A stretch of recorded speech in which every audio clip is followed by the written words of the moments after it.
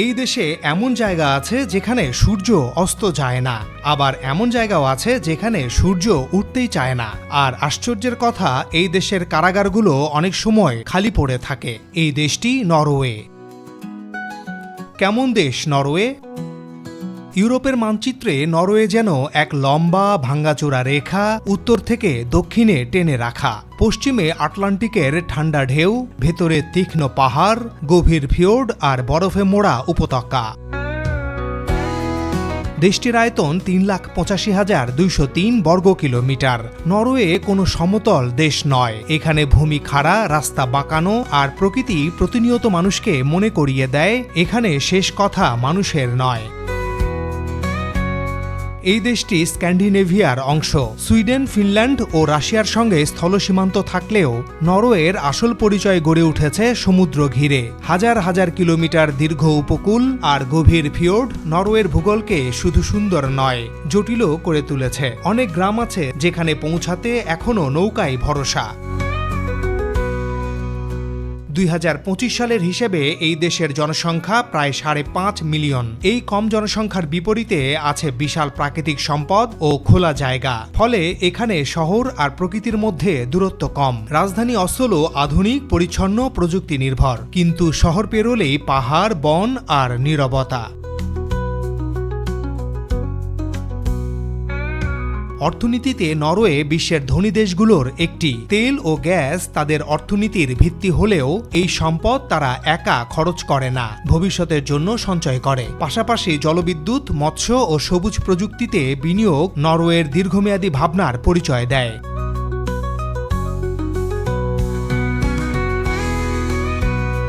নরওয়ের মানুষের জীবনযাপন শান্ত, পরিমিত। এখানে কেউ খুব জাঁকজমক দেখায় না। উচ্চ করের বিনিময়ে রাষ্ট্র দেয় স্বাস্থ্যসেবা, শিক্ষা, সামাজিক নিরাপত্তা। মানুষের মধ্যে রাষ্ট্রের উপর আস্থা আছে, আর মানুষের উপর মানুষের বিশ্বাস আছে। নরওয়ে তাই শুধু একটি দেশ নয়, এটি এক ধরনের জীবন দর্শন, যেখানে প্রকৃতি, মানুষ আর রাষ্ট্র একে অপরের সঙ্গে সংঘাতে নয়, সমঝোতায় বেঁচে থাকে।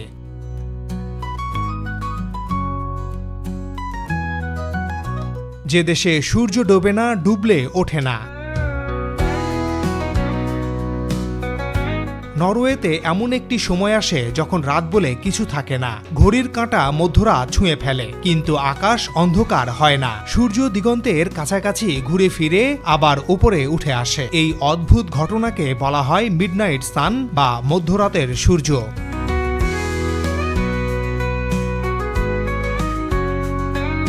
গ্রীষ্মকালে, বিশেষ করে নরওয়ের উত্তরাঞ্চলে টানা কয়েক সপ্তাহ, এমনকি মাসের পর মাস সূর্য ডোবে না। এই অভিজ্ঞতা প্রথমে বিস্ময় জাগায়, পরে শরীর আর মনকে বিভ্রান্ত করে। মানুষ ঘুমোতে ভুলে যায়, শিশুরা বুঝতে পারে না কখন রাত।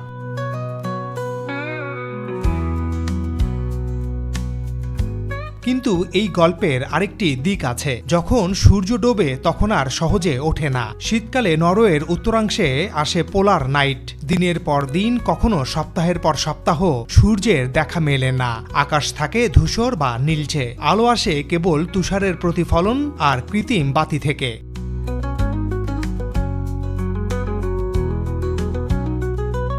এই দীর্ঘ অন্ধকার মানুষের মানসিক শক্তিকে পরীক্ষা নেয়। এই অন্ধকার নরওয়ের মানুষকে ভেঙে দেয়নি, বরং তারা শিখেছে আলো বানাতে। ঘরের ভেতর উষ্ণ আলো, জানালায় মোমবাতি, ছোট উৎসব, একসাথে বসে সময় কাটানো, এসবই তাদের টিকে থাকার কৌশল। অন্ধকার এখানে শত্রু নয়, অভ্যাস।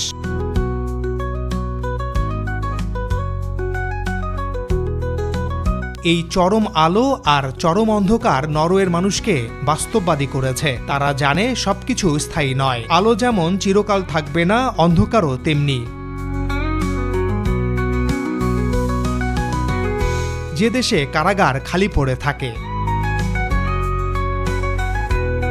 নরওয়ের কথা বললে অনেকের চোখে ভেসে ওঠে বরফ, পাহাড়, ফিওর্ড আর নর্দার্ন লাইট। কিন্তু এই দেশের সবচেয়ে বিস্ময়কর দৃশ্য হয়তো কোনো প্রাকৃতিক সৌন্দর্য নয়, এটা নরওয়ের কারাগার ব্যবস্থা। কারণ নরওয়েতে এমন সময় আসে যখন জেলখানা প্রায় খালি পড়ে থাকে।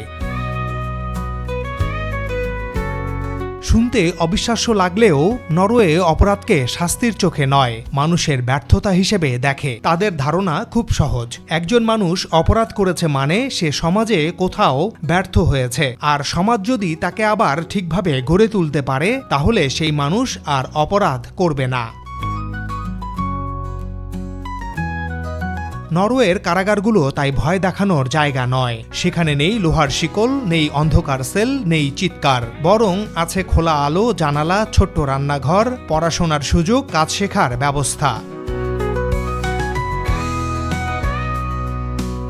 অনেক কারাগার বাইরে থেকে দেখতে ঠিক কোনো কলেজ ক্যাম্পাস বা প্রশিক্ষণ কেন্দ্রের মতো।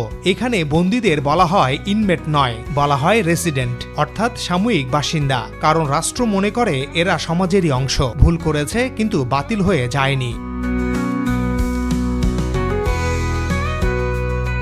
নরওয়ের আইনে শাস্তির মূল উদ্দেশ্য প্রতিশোধ নয়, পুনর্বাসন। তাই জেলের ভেতরে বন্দীরা লেখাপড়া করে, কাঠের কাজ শেখে, রান্না করে, এমনকি ডিগ্রিও নেয়। জেল থেকে বেরিয়ে তারা যেন আবার সমাজে জায়গা করে নিতে পারে, এটাই আসল লক্ষ্য।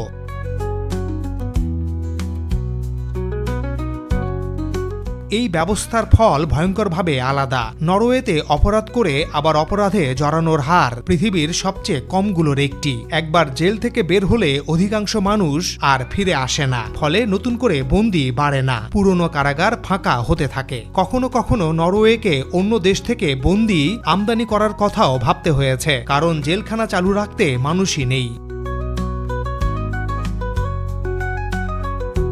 এটা কোনো রূপকথা নয়, এটি একটা রাষ্ট্রীয় দর্শন। নরওয়ে বিশ্বাস করে মানুষকে ভালো ব্যবহার করলে মানুষ ভালো হতে পারে, আর হয়তো এই বিশ্বাসটাই নরওয়েকে আলাদা করে তোলে। নরওয়ে কি সত্যি নিখুঁত? বাইরে থেকে নরওয়েকে প্রায়ই নিখুঁত দেশ মনে হয়। উচ্চ জীবনমান, কম অপরাধ, শক্তিশালী কল্যাণ রাষ্ট্র, সবকিছু যেন ঠিকঠাক। কিন্তু নরওয়ের ভেতরের ছবিটা এতটা সরল নয়। এই দেশেও আছে চাপ, দ্বন্দ্ব আর নীরব সংকট। নরওয়ে ধনী দেশ, কিন্তু এখানকার জীবন সস্তা নয়। ঘর ভাড়া, খাবার, দৈনন্দিন খরচ ইউরোপের অনেক দেশের চেয়ে বেশি। উচ্চ করের বিনিময়ে রাষ্ট্র অনেক সুবিধা দেয় ঠিকই, কিন্তু এই করের চাপ সবাই সমানভাবে নিতে পারে না। বিশেষ করে নতুন অভিবাসী ও তরুণদের জন্য জীবন শুরু করা কঠিন হয়ে ওঠে। আরেকটি অদৃশ্য সমস্যা হলো একাকিত্ব। দীর্ঘ শীত, অল্প আলো আর ব্যক্তিগত গোপনীয়তার সংস্কৃতি মানুষকে আলাদা করে রাখে। বাইরে থেকে শান্ত দেখালেও অনেক মানুষ ভেতরে ভেতরে নিঃসঙ্গতায় ভোগে। মানসিক স্বাস্থ্য নিয়ে নরওয়েতে সচেতনতা আছে, কিন্তু সমস্যার গভীরতা পুরোপুরি দূর হয়নি।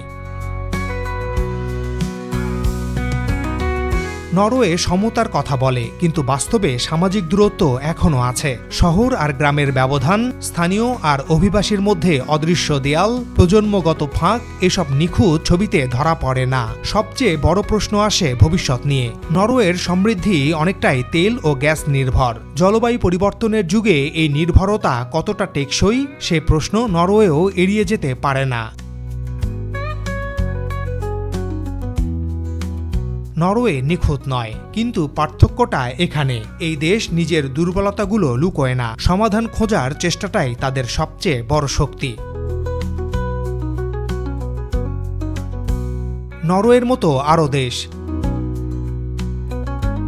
নরওয়ে একা কোনো ব্যতিক্রম নয়। পৃথিবীর মানচিত্রে ছড়িয়ে আছে আরও কিছু দেশ, যারা নরওয়ের মতোই ভিন্ন পথে হেঁটেছে। দেশগুলো আলাদা, সংস্কৃতি আলাদা, কিন্তু চিন্তার কেন্দ্রে আছে একটাই বিষয়: মানুষকে আগে মানুষ হিসেবে দেখা।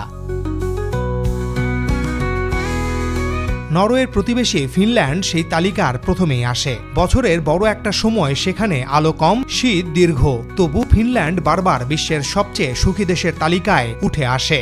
শিক্ষা এখানে চাপ নয়, আনন্দ; প্রতিযোগিতা নয়, সহযোগিতা; অপরাধ কম, কারাগারও কম। অন্ধকার এখানে হতাশা তৈরি করেনি, বরং সমাজকে আরও সংহত করেছে।